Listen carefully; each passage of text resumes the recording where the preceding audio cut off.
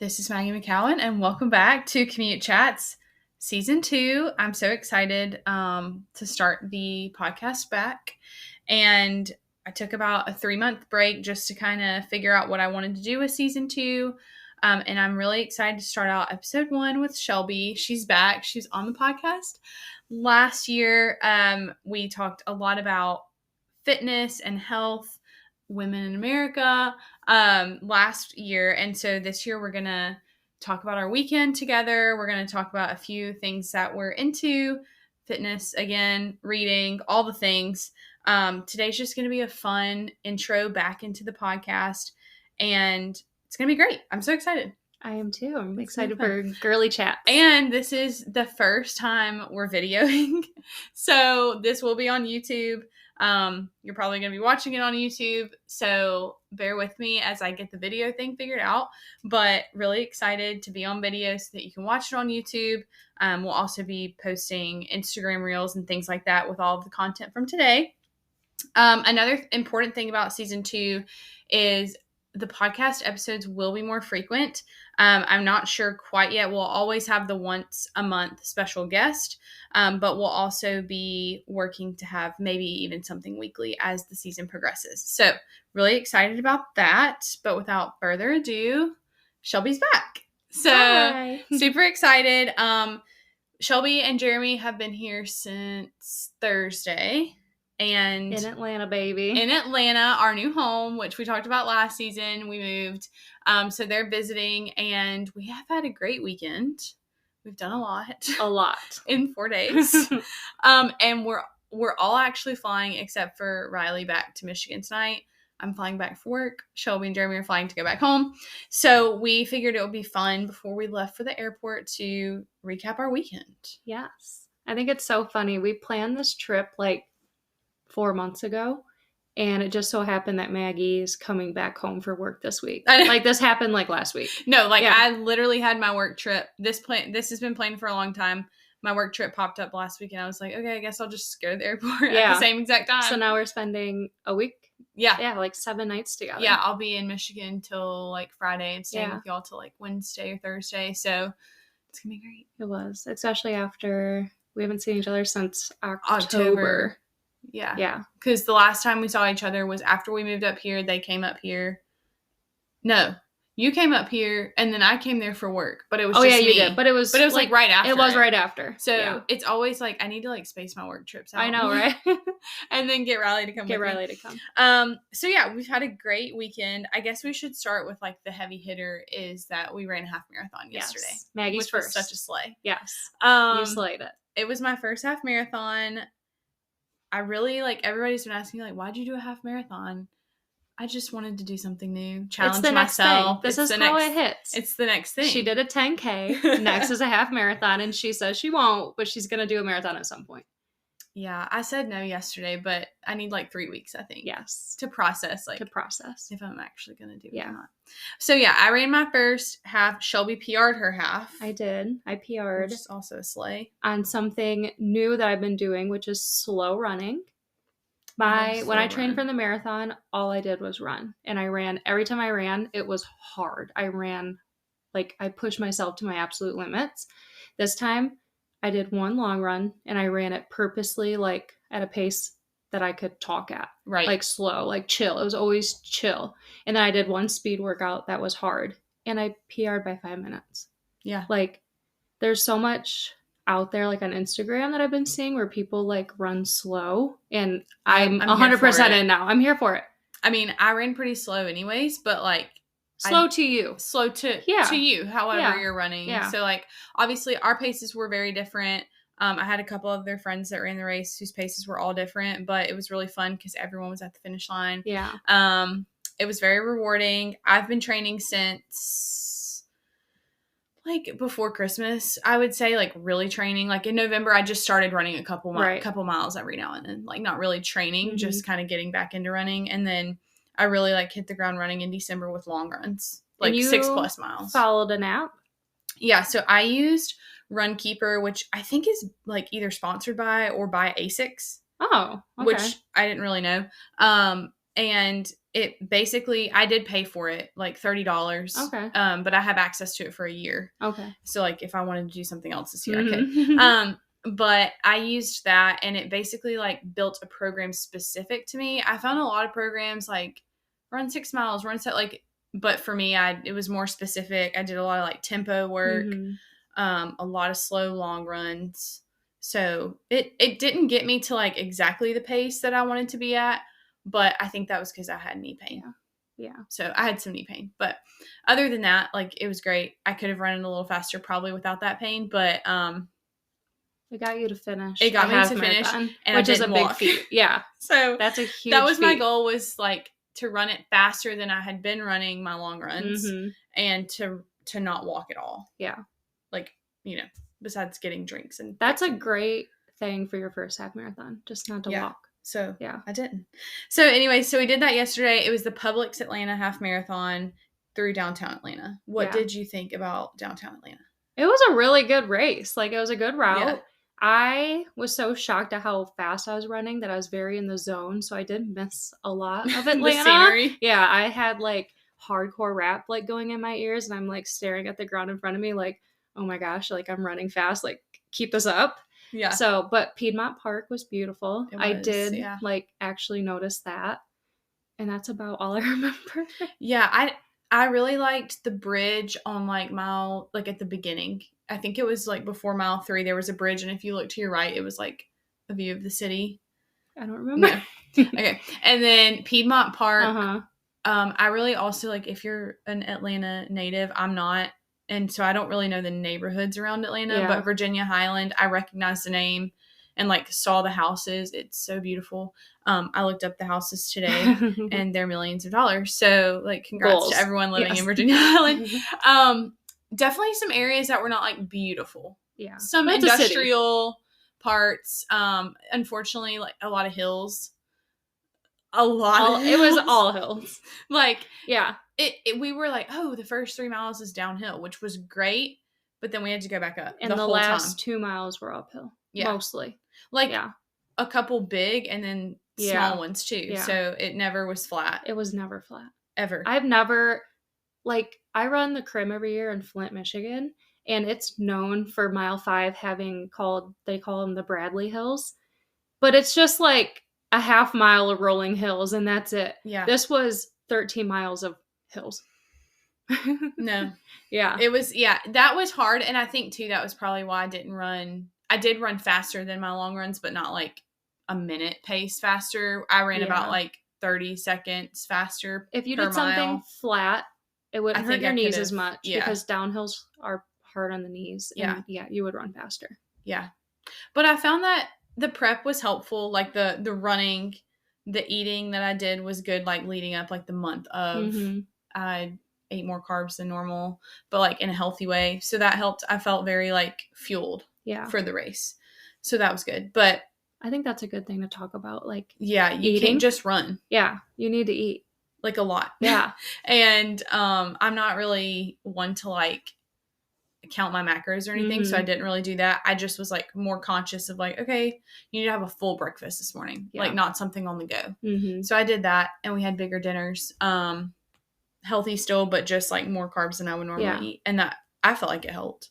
No, for sure. That's how you fuel. Yeah. Yeah. So, cause like there were several long runs where I didn't fuel like the week of, or like the night before even.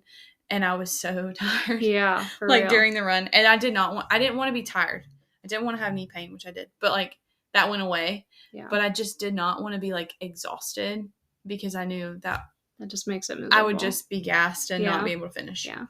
So anyways, we did that. Shelbi did it. My friend Savannah did it, who's also been on the podcast. I think she also PR'd. So yeah, she's Slay really Queens. Good. Yeah. A group from the church we go to ran. They all did great. It was really fun. There was a lot of people out.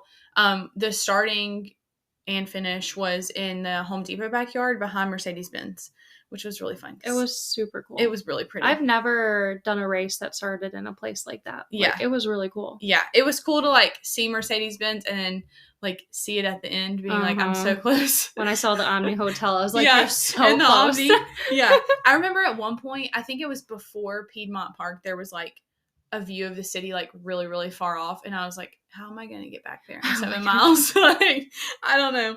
So anyways, that was recap of the actual race. So let's back up to Friday. Because Thursday you just got in and we just like picked up dinner. Yeah. I don't know. Our timing for this weekend though was a flex. Thursday to Monday. It's the way to go. That's the long weekend. Not Friday to Sunday night or even Friday to Monday. Not even Friday to Monday. It's Thursday afternoon to Monday night. Yeah. Like, absolutely. We had all of Friday, all of Saturday, all of Sunday, and most of today and Thursday night. Right. That's a long weekend. Yeah. Yeah. And Thursday night we went to the local Mexican restaurant. Nothing fancy, just went on there. National Margarita Day, and we didn't know it, and we didn't have margaritas. Sober queens. Yeah.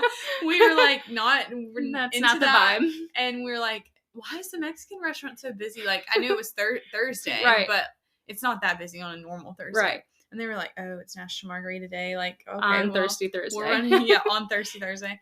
So we did that. And then Friday we went to see Hamilton. Yeah. Me and Jeremy's first time. First Broadway show. First Broadway show. Like, yeah. Which is crazy. Yeah. What did you think about it? It was a lot. The only, like, I don't want to be negative because it was amazing. And, like, I'm so impressed with the people who were singing while running around on stage. Right. And, like, everything that went on, like, perfectly. Like, there were points where, like, people were tossing things to each other and, like, handing things off, and nothing was, like, no one flubbed. Nothing. Right. So many details. That's 3 hours of just, like, crazy details all working together perfectly. Yeah. So, like, I was thinking about that a lot. The only hard thing was the Fox Theater in Atlanta is huge. So I did have a hard time understanding the songs. But we've played a couple since, and, like, I'm excited to, like, listen through the soundtrack. Yeah. And, like, the overall gist of it, I liked it. I liked the story. Yeah, you liked the choreography, all that stuff. One, what are the sisters' names? Eliza is who you Eliza. Like. Yeah. What's their last name? Skylar. The Skylar sisters. Eliza, the girl who played Eliza. She was her so good. voice. So good. I can't, like, that was the most beautiful voice I've ever heard in person. Yeah, her voice was like a whole other level compared to everyone else. I mean, everyone's voices were great. Hers like stood out to me. Yeah, as well. Hers like really stood out. And to be doing that while you're running around. I know. And she has a couple like key songs. Like she's got one in the first act and one in the second act. And they're not easy songs to sing. No. So she was really impressive. Yeah. We've seen it before. We saw it in New York, which is totally different because, like you said, the Fox is huge. Mm-hmm. And the theater it's in New York is very small. I would even say like a third of that's insane that size. I'd have to look it up. Maybe it just felt smaller. I'd have to look it up. But yeah, it was great. I agree though. Fox is big. Like if you're gonna go watch it at the Fox, I would recommend trying to be like on the first dress circle, like. Unless you can obviously get a ticket in the first like 20 rows downstairs, I would recommend the first dress circle because we were in the second and you might could hear better in the first.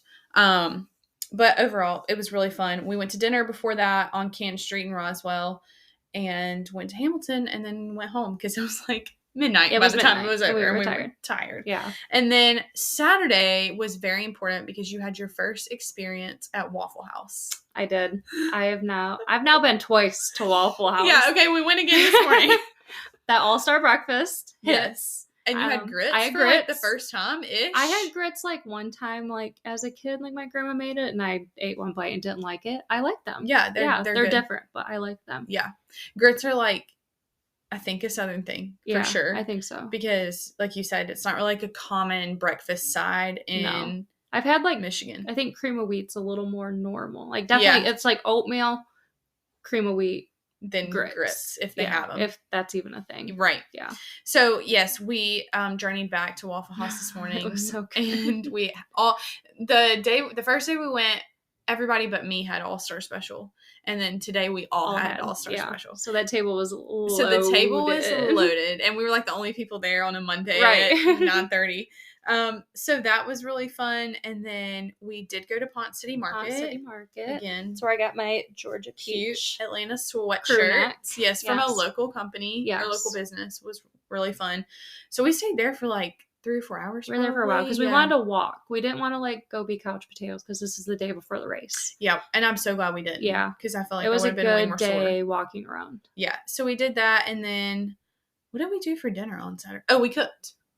Maggie cooked, actually, not we. Maggie cooked dinner. I made chicken like just basic bland chicken Alfredo. It was so which good, was though. Perfect for the night before the race. And broccoli. Nothing like spicy, nothing zesty, just carbs, protein, cheese. And then cookies.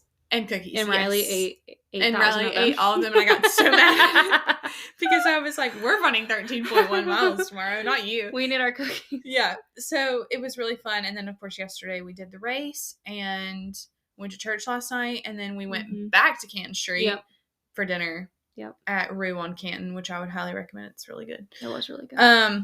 So that's our weekend. And today we really just went to Waffle House on a walk. Yep. And now we're here. Yep. And we go back tonight. So, I guess we can kind of get into our little second segment we were going to go through, which is books. Shelbi is like an avid reader. I wouldn't call myself an avid reader. You're on your way. I'm on my way. Like, I have the potential to be there. You do. But I'm starting to dedicate more time to it. I have recently entered my less screen time era. Yes. And have reduced my screen time by 25%. So I'm very proud of that. It needs more work, but that wasn't something we're going to talk about, but you should put your phone in the bathroom at night. Yes. Or like somewhere where you can't touch it. No phone in the bedroom at night. And get an alarm clock. Yes. I will literally link the $10 Amazon so cute alarm clock I got because it's so like little and just literally all it does is alarm and snooze and that's it. And so I put my phone in the bathroom, and then when I'm working from home, I put my phone in the kitchen for most of the day, just so like I'm not tempted to scroll like in between meetings and stuff. Yeah. I'd rather I still need to take those breaks, but I'd rather pull my treadmill out and walk on it or go outside. So, do you have a TV in your room? In here. Yeah. That's nice. We don't really watch it though. Get it out of here. We don't use it. I don't really bedroom is for sleeping. Yeah, I agree. It's not for TV. The only time we might use it is a Saturday night, maybe. We never turn it. We never really turn it on. So we could get rid of that. But screen time is less. Reading is in. Screen time is out. Yes. Books are in. TikTok is out. Not completely though. No, book talk is in. Book talk is in. But yeah, everything in moderation except for books you should always be reading. So I'll let you go through your recent reads and what you're reading now. Yeah. See if everybody wants to hear. Yeah. So number one, because Maggie's getting into a reading era, I want to preface this by saying the amount of books I read has been a 4-year journey. I didn't just pick up reading 8 books a month because that would be insane. Yeah. It started 4 years ago, post college life. College made me not want to read because they make you read so much crap. Yeah. And I loved reading as a kid. So I was like, all right, I'm going to get back into reading. I set my goal for 10 books 4 years ago, just 10 books in 1 year. And I think I read 12. So a book a month. Yeah. The next year, 25. The year after that, 42. So now you're doubling basically. Yeah. Almost. So now my goal is 60 this year. And that really scared me, but I'm already at 13 books. You're going to hit it I'm on book July. 14. I know. But that was a 4-year journey. Now it's so I read. I don't watch a lot of TV except Love is Blind. Yeah, we should talk about I hate movies. Right. Nothing over. Shelby's not going to watch anything over an hour and 45 minutes probably. But I'll read a book for 3 hours straight. Right. It makes no sense. Right. So if you're getting into reading, start small. Over time, this time will pass. Anyways, you will grow in your book reading. So that's my piece of advice. My next piece of advice is go on Book Talk. I follow so many people that give I know they're going to give me a good recommendation. Yeah. I can it's hard to trust find them. too, anywhere else. Uh-huh. So the book I'm reading right now is actually a recommendation from a girl on TikTok, and I don't know her name, but I love her. It's Alone with You in the Ether. It's a love story by, I actually don't know how to say her name. Olivia? Oh. I thought it was Olivia, and then today I realized that's an Olivia. E. So Olivia or Blake. Olivia. Not sure. I've recently gotten into literary fiction. So it's what I've learned on Book Talk, that literary fiction is the plot's not the main focus, but character development is the main focus. So I've read a few books in the past where I'm like, wow, this book was like, I don't want to say boring because it's not boring, but it's like very mundane, like real life, like stories of people, but it's fiction. And now I've learned that that's literary fiction. And I love that. Like I read, I Could Stay Here Forever, this book about a girl dating a guy who had a drug problem. And like, it was like, it could have been a real story. And it was so, I don't want to say boring, but that's the best word I can think of it. But it was beautiful. Like it was beautifully written. Like I'm looking up lots of words, learning like new words. That's another good thing too about that like category. You're learning. I have a whole note in my phone full of words I've learned. That's amazing. And then like me and Jeremy will go through them and like re-quiz ourselves. Yeah. And like I try to use these words, but I think they're like book words. It's good to know them. Yeah. Like it's good to expand your vocabulary. But... One word that it comes up in every book, it's already been in this one, is acquiesce. Have you ever heard of that? I've heard of it. I couldn't tell you what it means. It means to like reluctantly go with something, but you don't protest. Like, okay. So say you just like quietly go with it. Yeah, you go with it and you don't want to, but you don't like say you asked me to go for a walk and I didn't want to. You're like okay. I would reluctantly do it, but I wouldn't protest to you at all. That's right. You wouldn't be like, are you sure you want to go on a walk? You'd just be like, okay. Okay. Even though it's not what you want to do. That book that word comes up in every book. Oh, it must be it must be a writer's. It's like a writer's favorite word. Yeah, word. Like I would never say that in real life. No. Like Maggie acquiescently came with me on a walk. Like who talks? Who says that? And like in what setting? You know. But now I know when I read it what it means. Yeah. I think another thing is not putting yourself in a genre bind. Yeah. Like you can like some people are like, oh, I will not read fiction. Like why not? Like reading makes you smart. Like I'll read anything. I read fantasy. I read classic books. I read literary fiction, memoirs. I don't even know what else to call everything. Like thrillers, true crime. Like I think just let reading be your vibe. That's what I do. I'm like, I feel like as you read too, you like, because you've read X book in this genre, then someone, if you liked this book, maybe you like this book, even if it's in a different genre, people like recommend that way too, which is fun. Yeah. So Maggie's reading my favorite book from last year, The Nightingale. Oh my gosh. I thought I was halfway through. I'm definitely not. I'm like, it's a big book. I am on page 180 out of like, she's like a 600 page book. Okay. I'm definitely not halfway through. It's really good. I feel like I'm going to finish it this week, probably. I know it's a lot to read. But we have a 2-hour flight. I have a 2-hour flight tonight, and I have a flight to come home on Friday. And I'll probably read when you read at night when we're together. Yeah. So, I'm reading this book. If you haven't read it, it is like... It's the best fictional... historical fiction book you can read. Yeah, it's a historical fiction book about... World War II and Nazi Germany invading France. So, and it's about two sisters. And it's by our queen, Kristen Hanna. And it's by Kristen Hanna. I'm obsessed with her. Who actually, my mom, like, started reading Kristen Hanna forever ago. Like, doesn't she write Firefly Lane? Firefly Lane. I remember my mom having that book, like, when I was 8, like, very young. Because it's been out for a long time, but I feel like she's kind of, like, taken off. And I feel like that happens with authors a lot. Like, we went into the Colleen Hoover era, that's how you get into reading. And, like, no one had heard about Colleen Hoover before last year. So, I have always known who she was, but I had never read this book specifically. So, I'm reading that. It is a big one. I guess it'll be my first book of the year when I finish it, which it is the end of February, so I need to step it up. But last year I do think I read... You read quite a bit I think I read 12 to 15 books last year, so my goal is to just do at least that. Yeah. And then if I do 16, 17, that's great. But a lot of my reading throughout the year, like I'll do a lot more reading like over Memorial Day weekend because we'll be at the beach. Yes. And then like we're going to Italy, so I'm sure when we go to bed at night I'll read. And then over Thanksgiving and Christmas, I read a lot. So I do have some months where like January, I probably just was busy and didn't read. But my question to you is going to be like, if you're trying to get into reading, when do you read? During like the day, at night? Tell us about like your schedule and how you read. When I got into reading like 4 years ago, my only thing I made myself do was 10 pages before bed. And Okay. for a long time, that's all I did. Yeah. Like, and you can get through a book that way. Like, you know, it might be slow, but you'll get through it. And that's how I started. And then that just turned into like everywhere. And then getting a Kindle makes it even easier. Like, yeah, because you don't have to like take this massive book with you. Like the Kindle goes right in the belt bag very nicely. Yeah, this is too bulky. And like tonight I'm nervous on the plane because we have a night flight.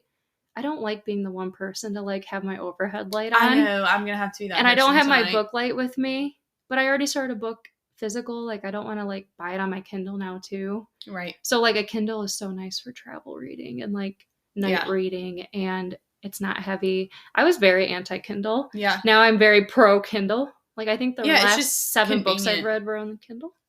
Yeah. Yeah. Do you have the Paperwhite? Is it the one that like looks like it's it looks like no paper. Blue light really? Yeah. I have that one too, and I really like it. I just joined my library too. That's like another key thing that you told me about. Gosh, yes. Join your local library, which should be free no matter wherever you live. Like you should be able to find a library in your county or your city where you can get a free library card. And then you download the Libby app, Libby, and link your membership to your library with your Kindle account or your Amazon account, whichever one. And then you can rent books through your Kindle. Yes. So instead of going to the library and physically renting the Nightingale, I could rent it, and then you can get on wait lists and things like that. So that's been really nice also.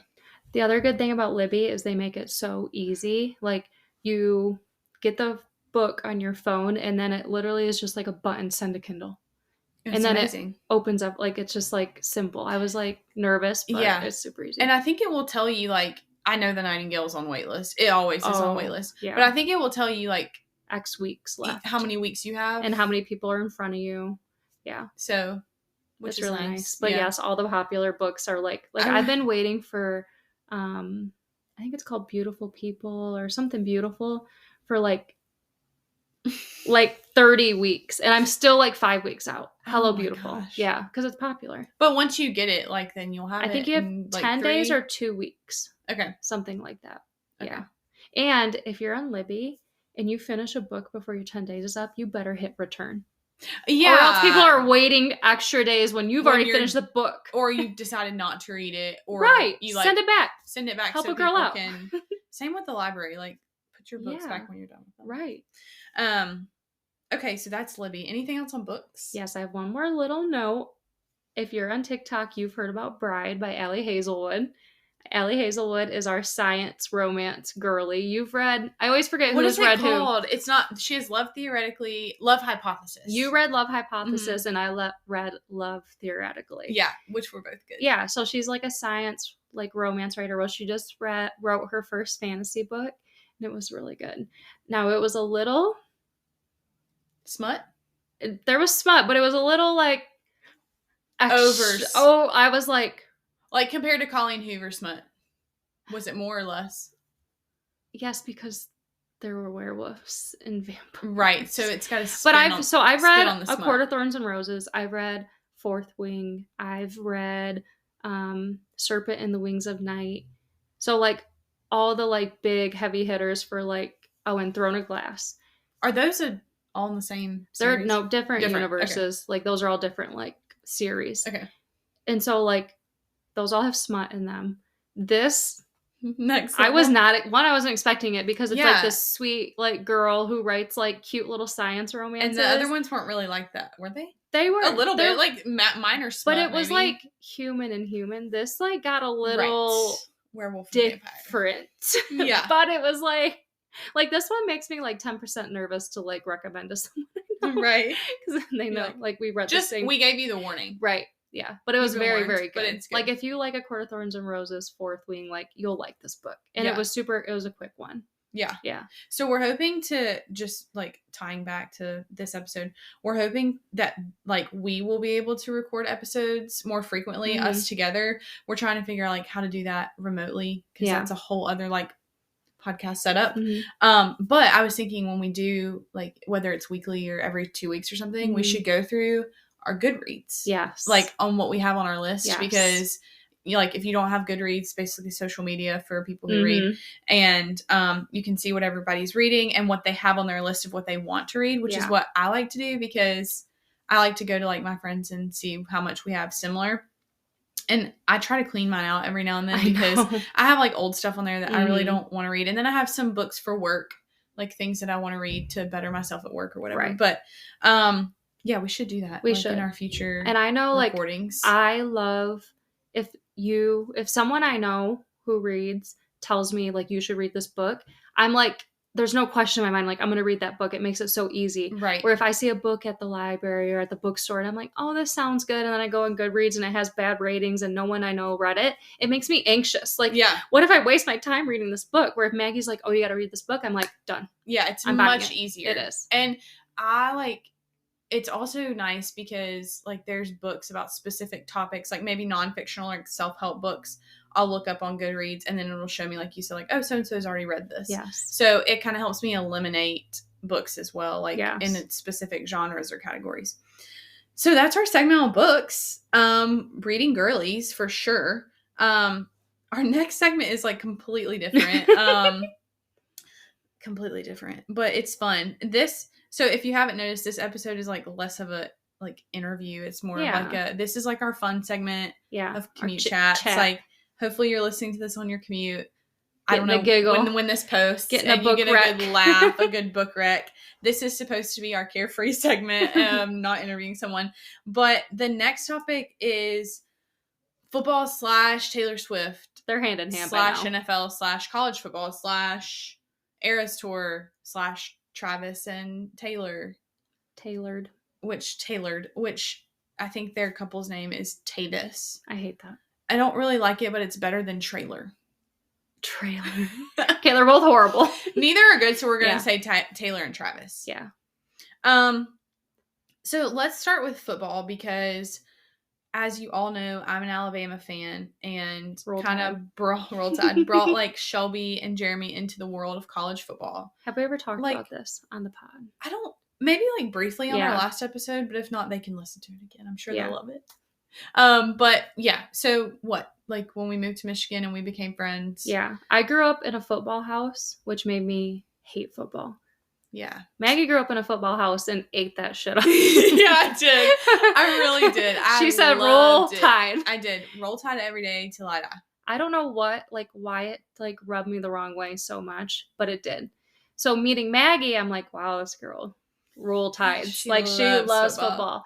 So when she invited us to a game, I was actually really excited because like, I don't know, it wasn't my thing and I'm super open to trying new things. And that was so fun. And that was 2022 2 years ago. Yeah. And we went to Bama versus Texas A&M, and it was a nail biter. Literally to the last second. We won by basically defending ourselves on like the set 2-yard line or something. Like the 2-yard line. For Texas A&M not to get a touchdown. Maggie had a 2-point conversion. I can't remember. She had her head down and was like, video and of this. she goes, tell me what happened. I'm like, I think we won, but I still don't get it yet. It's like, I'm not quite sure. I think we won. And then obviously like everybody started cheering. So, 2022, that was a good football year. Yeah. We just watched that game and maybe like a couple other games with them, but like me and Jeremy did not. So Jeremy, my husband, also is not a football person. So we didn't watch anything else. Yeah. No, like, what do you call NFL? Nothing. Yeah. Yeah. So college football was like the entry. And then in 2023, which last year, we went to the Alabama-Tennessee game. If you don't know, my husband's a Tennessee fan, but he didn't go there. So he's not a tier 1 fan. And we can get into that later, but there's different tiers. What am I? Fans. Am I a horrible Crimson fan? No, like, I can't remember, but like, think of it as a pyramid. Tier 1 is like alumni. You went to school there. You live, breathe, and eat Alabama football, or whatever your team is. It could be Michigan, it could be Tennessee, whatever. Second is like your child went there, or your sibling went there, or someone like your parents you're related to. Well, what if you live in the state? That's tier 3. Oh, okay, sorry. And so that's tier 2, and you're also pretty much like live, breathe, and eat. You just didn't go there. Mm-hmm. You're basically the same as 1. You're just not alumni. Okay. And then 3 is like people who like live in the state of Alabama or grew up like loving college football, and or like friends of people. So I would say you're tier 3. Tier 3. Tier 4 is more like You just cheer for the school because it's something to do. So what you're saying is I need to go back to school, get my master's from the University of Alabama, and you can bump from 3 and then to 1. I can go from 3 to 1. So my argument in saying all that is, like, I am a tier 1 fan, and that you're not a better person if you're tier 1 or tier 4. Like, that, just to clarify, you have a deeper connection. That makes sense. To the culture of, like, the team. I understand. But to say all that, I said Riley's a Tennessee fan. He's kind of like a tier 3 or tier 4. Wow. Like, because he didn't go to school there. Yeah. His parents and siblings didn't go to school there. No one he's, like, directly related to went to school there. So that's what I was saying. So it is, like, a big rivalry. He's but, like, tier 2 adjacent. He's tier 2 adjacent. But, like, Riley's feelings aren't hurt as bad if Tennessee loses as mine are if Alabama loses. Riley's not going to, in the middle of the game when Alabama's losing, go buy a new shirt to change the course of the game. It did. It worked. Yeah. So we went to the game last year and we sucked. So, like, last year was a hard season for our team. We just really, like, they changed so much, though. Ended up winning an SEC championship. Like, went to play Michigan in great season. Yeah, we had a great season. Yeah. Obviously, Nick Saban's last season as a head coach. We didn't know that at the time, but great season. Probably one of my favorite seasons ever, to be honest. In the midst of it, maybe not, but, like, at the end of it, looking back, one of my favorites. Yeah. And so, we were really not doing so hot in the first half. So I asked the kind gentleman at the elevator if I could take it down to the main floor to the merchandise booth. And I bought a new shirt and put it on and came back up. And none of them thought I was really going to do it. Or I guess I told you I was just going on a walk, but I did. And I wore that shirt to every game after that. And I wore it to the SEC championship and we won. Did you wear it to the Michigan game? I no, did. you weren't at the Michigan game. I wasn't there. I wore it while you watched. So I don't know if I'll wear it again. You know, it's been through a loss now. But so anyways, we did that last year. Fast forward, like, I guess we did that in October. Yeah. So last year, was this last season?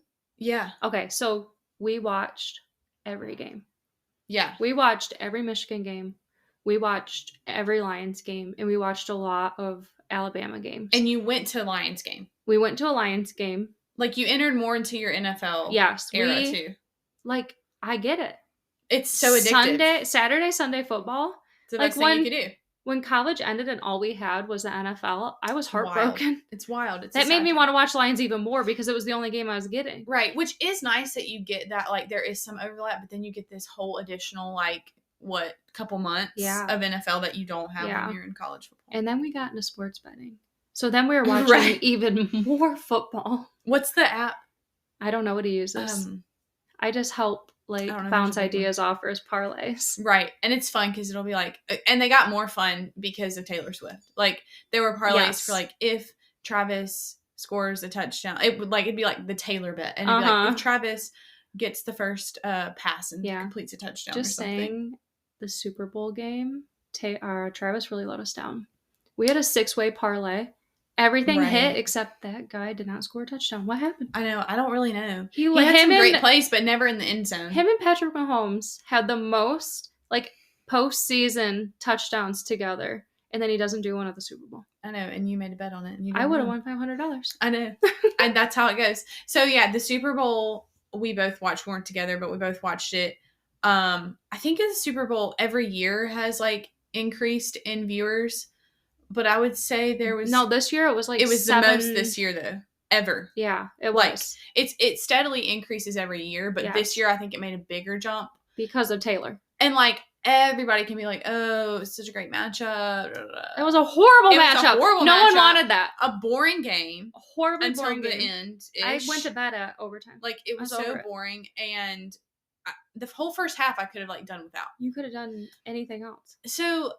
And I mean, maybe some people watched for Usher, but I think most people watched for, like, literally just 2 seconds of Taylor Swift on camera. Yeah.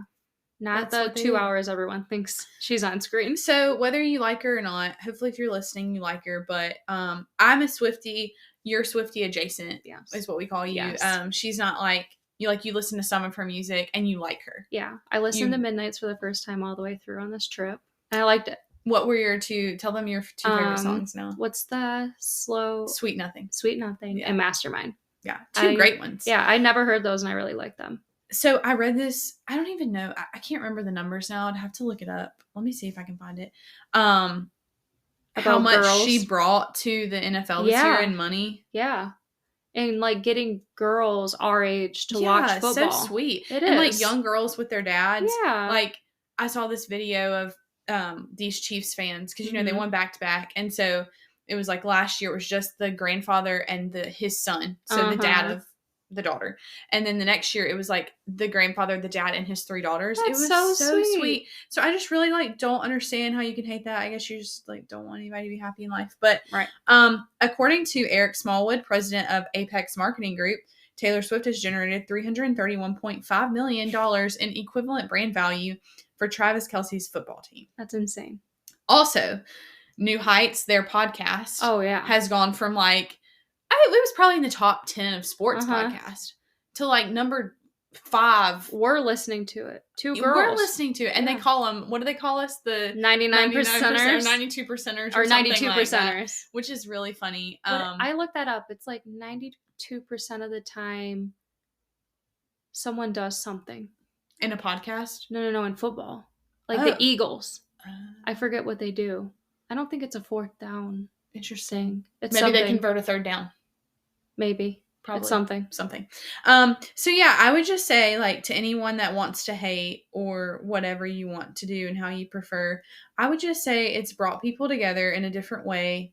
I've always, like, loved going to football with my dad, but I don't really think a lot of other people have that. That's definitely not normal. Yeah. Like, my dad has taken me to games since I was little, and so that's, like, how I got my love for football. But I just don't think that's a normal, like, girl. Like, it's not really normal for me to know as much as I do about football. Right. Because I don't just watch it. Like, I know what the calls are going to be made. And I don't know it as much as some, but I would say I know it more than the average female. You've answered every one of my questions. Yeah. Like, when safety, when they push the quarterback in the end zone.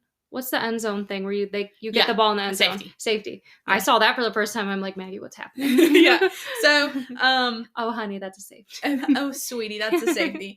So it's been really fun because y'all really love football now, and I don't really have a ton of friends who, like, love football like we do, so it's been really fun. It is. And, like, I have my people at the gym, like, every game. Like, at the start of a Michigan game, I'm sending out my Go Blues. Like, I'm sending out my Roll Tides. Like, it's fun. Like, it's fun. Yeah, it's like, and it was a big year for Michigan football. Like, it was I'm huge sorry, year, iconic year. It was me and Jeremy. Like, it was. Our presence, I'm convinced, helped those teams. Like, Michigan winning a natty, and the Lions so close. They made huge strides. Like, next year is going to be.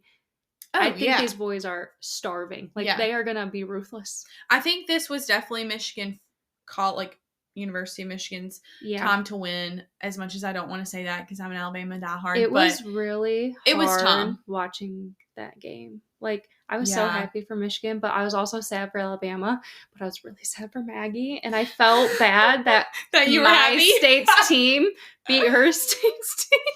It was just, we talked about this the other night. But she was very nice to me. It was just not a good game. It was like, a horrible overall, game.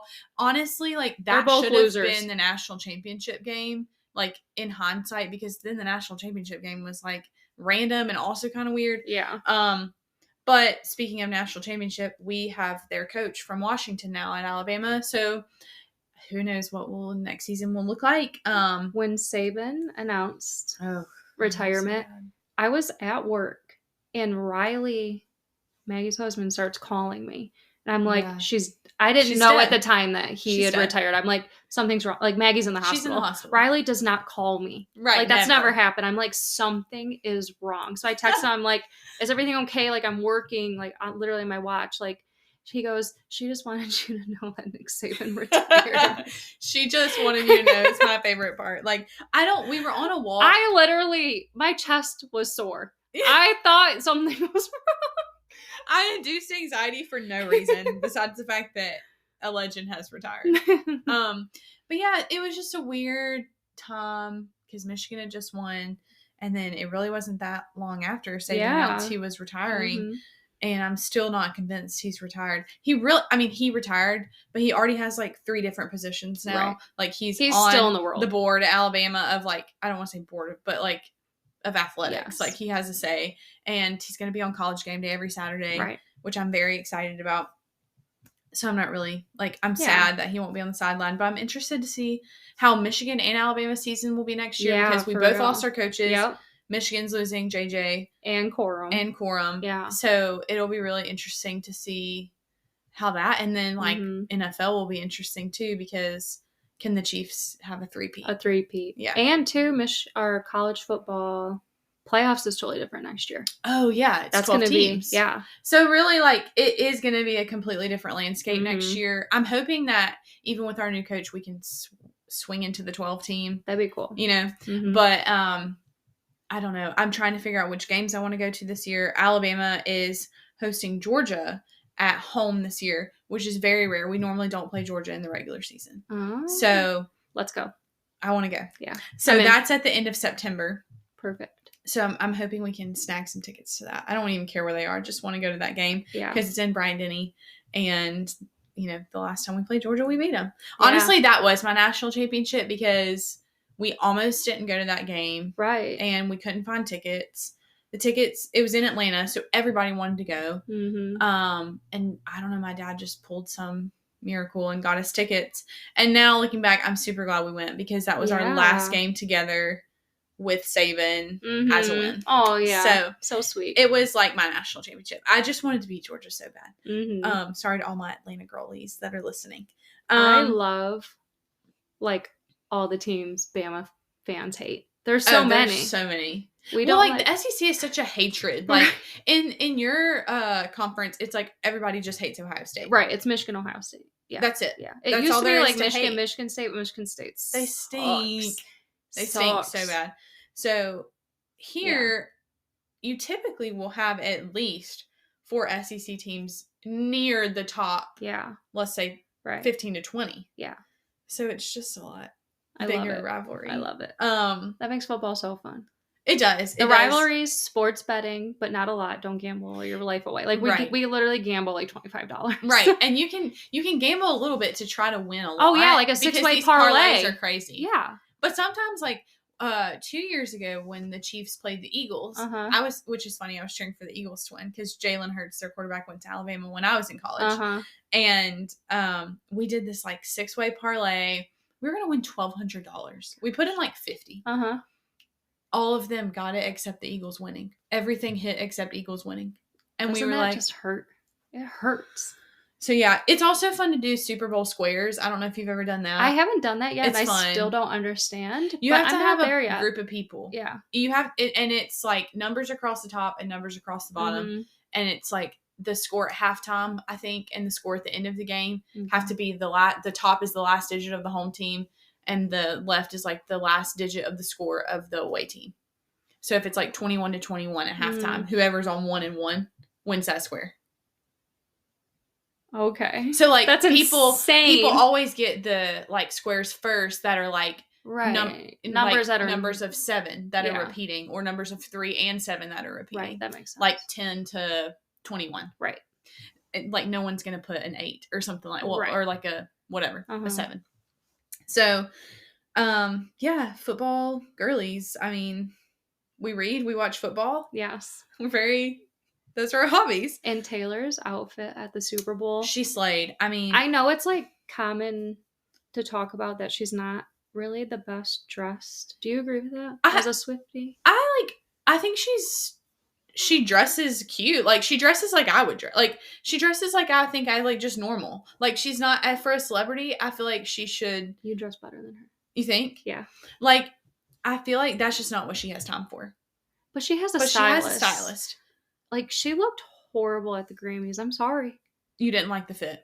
A lot of people didn't. I didn't like it. But the Super Bowl, I still think about that. She was absolutely strutting the runway. So cute. I'm gonna pull up her latest fits. I think she likes to say something through her clothing, and sometimes that sacrifices like the design of the clothing, or I don't know. Now that she's coming out with a new album, The Tortured Poets Department, which is also a very different title than anything we've ever had, but it's very like black and white. Like, her whole profile now is everything she's posting is in black and white. So I get the dress was because now, yeah, she's very like symbolic about things. So I think sometimes she's so symbolic to the point that maybe she doesn't really care, like if it's the best look or not. And good for her. And good I'm for just being a hater. But her Super Bowl fit, I'm literally pulling it up. I would wear that. Yeah, like that is something I would wear. Yeah. It's so cute. And her hair with the little braids and the pony and all her jewelry. She has been on a ponytail grind too. Yeah. Like she loves to wear her hair in a ponytail. But I did also think that the way she dressed for the playoff game, she wore like her natural curls and a long red sweater with a leather skirt. Everybody was hating on that outfit, but I kind of thought it was cute. Yeah, I thought that was cute. It was cute. But yeah, the Super Bowl fit was incredible, and Travis's fits always crack me up. Oh my gosh, he's so extra. He is so extra. If Jeremy like had unlimited funds, that's how he would dress. I 100% believe it. That's how my cousin Stone is too. Like if he had literally no limits of money or anything, he would just be like, "Yeah, I'm gonna wear a full bedazzled suit and shoes." And he's always good for him. He's always in like a matching set, like a loud matching set. Always, I love it. Yeah, he's so extra, but I love it. I was just looking up her fits, the latest ones that she had. But yeah, I think the Grammys was definitely a symbolic thing. And if you missed it, she announced an album at the Grammys, like I just mentioned earlier, the name of it. But she's one to really convey Easter eggs through anything. Yeah. But I cannot figure out some days, like when people, what does bother me when people talk about her style, like that doesn't bother me. Like, it wasn't amazing. You know, it wasn't the best look. But when she's going into the studio and she's wearing a t-shirt and people are like, her style's not the best. I'm like, she's dumb. Going to work. Yeah, that's dumb. What do you want her to do? Wear like Gucci to go record in the studio? That's just not her. Yeah. She's not going to do that. On another music note before we finish, Beyonce also is coming out with a country album. Have you heard the song? Yes. Yeah. Jeremy likes it. I don't. Like, the more I listen to it, it grows on me. But I told my mom the other day, I was like, I can't tell yet what the full album's going to be like. Yeah. If this is the single, normally the single is not the best song on an album. So I'm just thinking maybe she's got more. But she was like the first Black woman to make Billboard like #1 in country. Oh, I didn't know that. Okay. Yeah. I mean, that's awesome. So slay. Yeah. It's like such a slay for her to do. I do feel like all the country people are going to be pissed because she's going to walk up into like the Country Music Awards next year and just sweep the whole thing. Right. And they're going to be like, where'd you come from?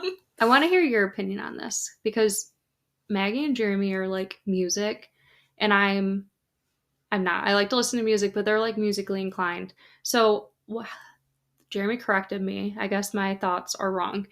I found it slightly embarrassing that she like went to country. Like kind of like cringy. Like, because she couldn't win in her other, not even like a winning thing, just like why? I feel like you grow up country music and that's what you do. Like it is pretty much. But he was like, why not? Like she's done so well in pop, why not go to country? And I'm like, yeah, why not? You're right. Yeah, I would agree. I mean, it most of the time though is more natural for people who do change. Like let's just take Taylor Swift for example.